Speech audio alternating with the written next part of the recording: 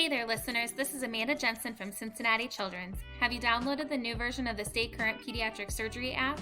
It's in the Google Play Store and in the Apple App Store. The reason I bring it up is that if you're listening to this podcast within the app, you can bring up images or x-rays in real time while Dr. Frischer, Dr. Levitt, and Dr. Rentea are talking about them. So download the app and know you are going to enjoy your time there.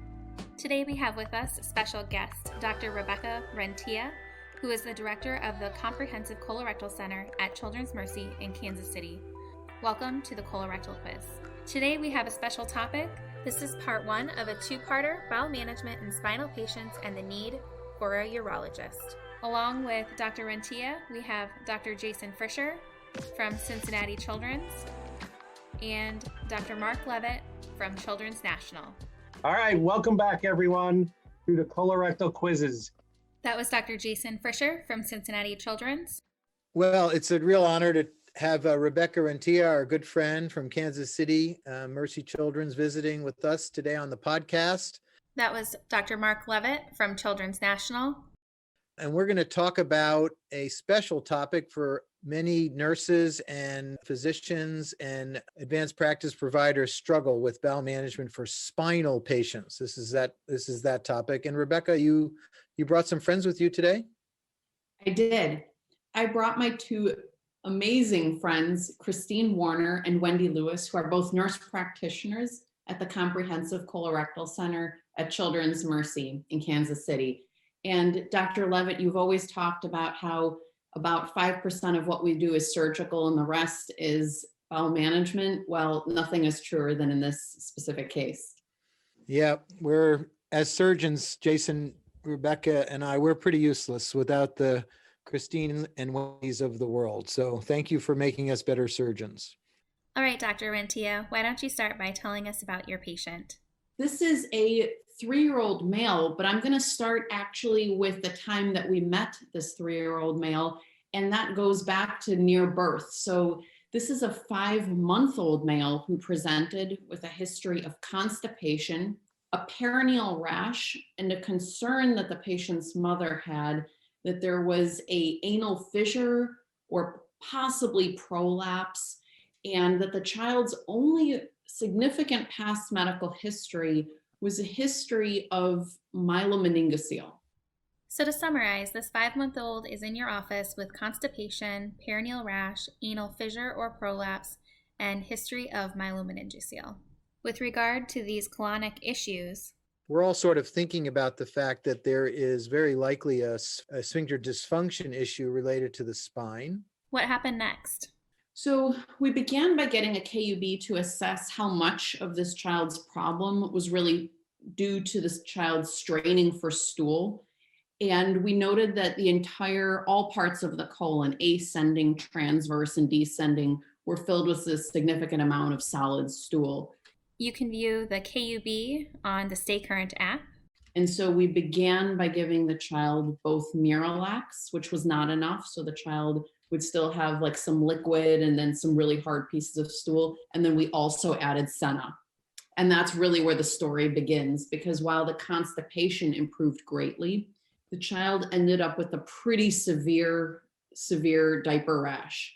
If you're on the Stay Current app, you should be able to see this image. Now, in a patient with spina bifida and constipation and bowel management, how would you treat them differently if they were 5 months old and still in diapers versus 3 to 4 or 5 years old trying to be potty trained and out of diapers? How would the management be different? Wendy, let's start with the 5-month-old. I think that, initially our hope was that we could get this kid clean with laxatives. They had a diaper, so we knew that if they were pooping more than once a day, then that stool would have somewhere to be collected. But whenever he presented with that terrible rash that did eliminate and go away when we stopped the Senna, but then his colon became full of stool, we realized that we needed something more reliable. And that's really, where he ended up with around age 2, where we moved on to doing high volume rectal enemas. So the goal at 5 months of age really is to get them empty regularly and not impacted. You need to avoid constipation. At this age, bowel movement patterns and bowel control are not as important, given that they are still in diapers. Senna, on occasion, gives you this rash, and if you have the app, you can see that photo of it. We investigated this, and I think it's there are two components to this.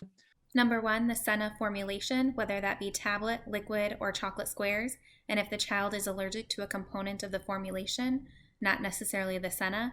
And number 2, the time sitting in the stool. Usually the child is still in diapers, and it is more likely to be seen after sitting in stool overnight. We've seen it in all three forms. And our thought process is it's almost like a chemical burn because they're blistered usually.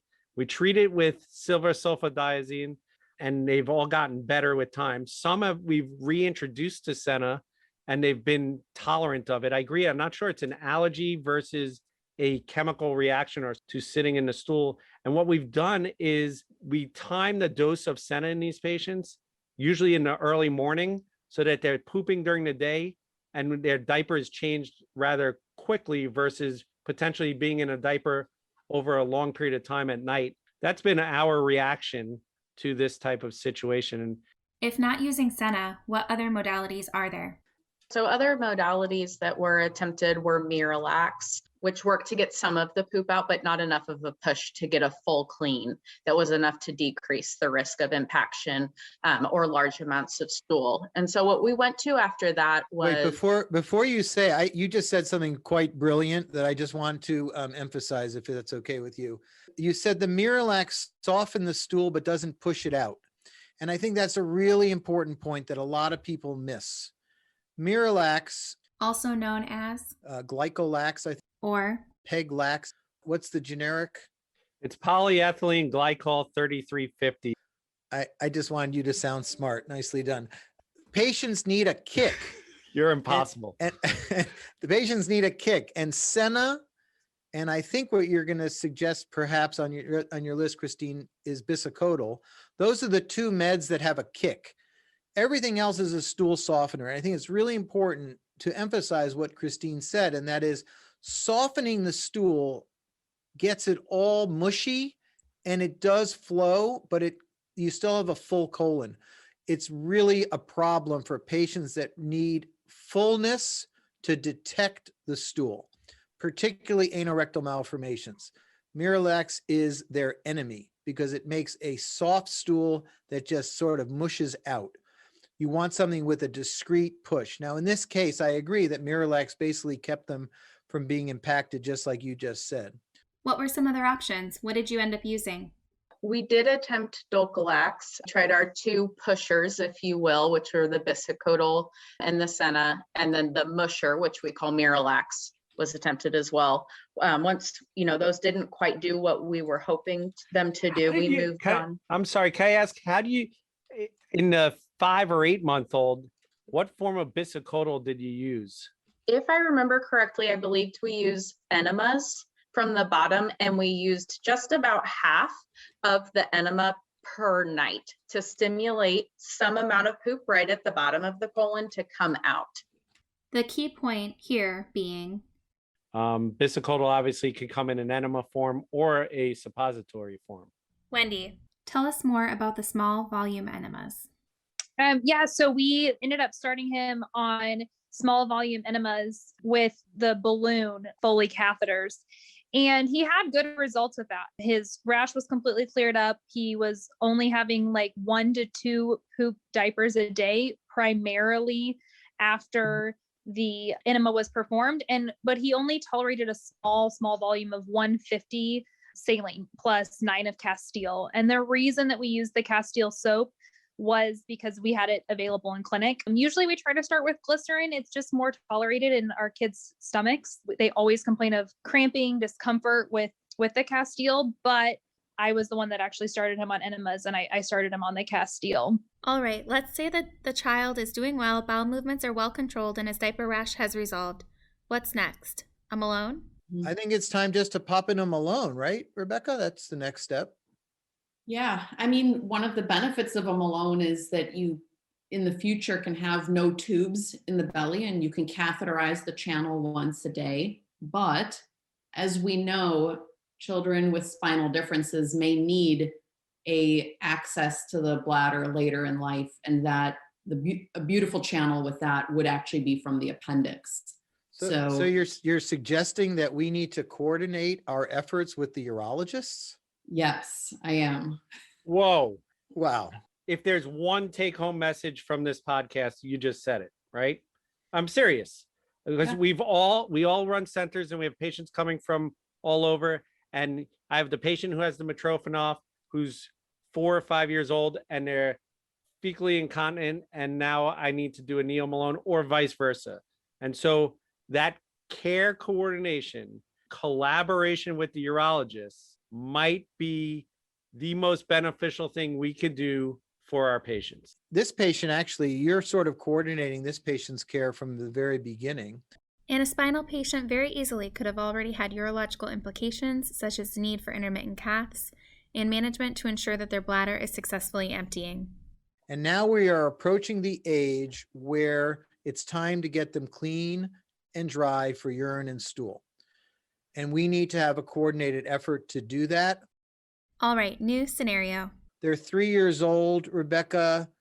They will not tolerate rectal enemas, but urology is not ready to declare their urologic plan. What do you do? That's a tough scenario. Yeah. And the other thing that's really important is if urology isn't ready to discuss their plan, they may have more reconstructive needs that they're thinking of or testing that hasn't been done yet. And so depending on how pressing it is of the bowel control or a bowel management option or access, that's where you really have to decide what is a temporizing measure that doesn't burn any bridges. Like? I would say a cicostomy. So a cicostomy is a direct access. I call it the G tube of the colon or G tube of the cecum. So it is a tube that can be placed either laparoscopically or by interventional radiology straight from the belly wall into the cecum. And so that should end up in the lumen of the cecum, and it preserves the appendix for future reconstructive needs. Yeah, I like that idea a lot. The other thing I've done is I've done a non-plicated Malone, where I take the tip of the appendix and sew it to the right lower quadrant for access, put a tube in it, one of those balloon device potentially. Don't plicate it. So if one day you come for your urologic reconstruction, that appendix might be splittable. That appendix might go for the Mitrophanoff, and then you can make a neo appendix. You haven't burned a bridge that way either. And of course, a cicostomy, as you described, basically does the same thing. So non-plicated and non-trimmed. So That's do right. not take any length. That's right. That's right. And in fact, let's talk about that for a second. That's a really interesting technical point. I'm going to give you a couple scenarios, and you tell me if you were going to do a Malone-Mitrophanoff combo case, how you would handle that. Okay, let's say you have a 2-centimeter appendix, and that's it. So that sounds like it may not be very long for anybody, and urology may not find that as a very useful length. So you may actually use that for yourself, meaning for the colon, and urology may need to go with a different conduit. Yeah, our urologists insist on a 5-centimeter appendix if they're going to use it for a Mitrophanoff. Anything shorter, they don't want. That's for us. So basically, I agree with you. I would probably try to do them alone, although 2 centimeters is a little bit short. 5 centimeters, that goes to the urologist, and you have to make your own, like a Neomalone. 7 centimeters might be splittable, 2 plus 5. And then anything bigger is certainly splittable. But there's no question that if you ask a urologist, they would like the appendix for a Mitrophanoff. It is better long-term than a Monty made from small bowel. So we can do a Neomalone with a flap of colon. They prefer the appendix for the Mitrophanoff. Jason, you want to make any comments about the splitting? I have a lot of comments because I'm learning things, and I have never used a temporary conduit before hearing this conversation for bridging the gap, per se, for the time when you're ready to do a collaborative case and the urologic needs for that patient is known. So I guess my question for those who do this bridging, I can't imagine that's easy when you go back in. That cecum stuck up to the anterior abdominal wall, and now you're going to try to split an appendix that needs to go to the right lower quadrant and hopefully the umbilicus. Has that caused problems in No. the past? It's, again, this is pretty rare. This is a kid, I really painted a difficult picture for Rebecca, but it's a kid who's not tolerating their rectal enemas, needs an antegrade option, let's say won't take their medicine, can't empty with Senna, and their bladder isn't at the point where they can know whether there's an augment needed or a bladder neck sling. They don't know. So yes, I've done both of those things. That one Rebecca suggested is to do a cicostomy. Taking it down is pretty easy, and the appendix is free. And then I've done the tip of the appendix without trimming it or plicating it. And then I flipped that to become a Mitrofanov. So I it's love it. pretty rare. I'm learning new things. This is why we do this. It's pretty rare that you have to do that. All right, let's say. Wait, no, but let's talk about little tricks that I have. And I know, Mark, you've done this. But we're out of time, Dr. Frischer. Until next time, we'll wait for those tips and tricks. This finishes up part 1 of a 2-parter on bowel management in spinal patients and the need for a urologist. On to our colorectal joke of the day. What did the poop say to the fart? Not sure. You blow me away. All right, that wraps up our colorectal quiz. Let's summarize the case.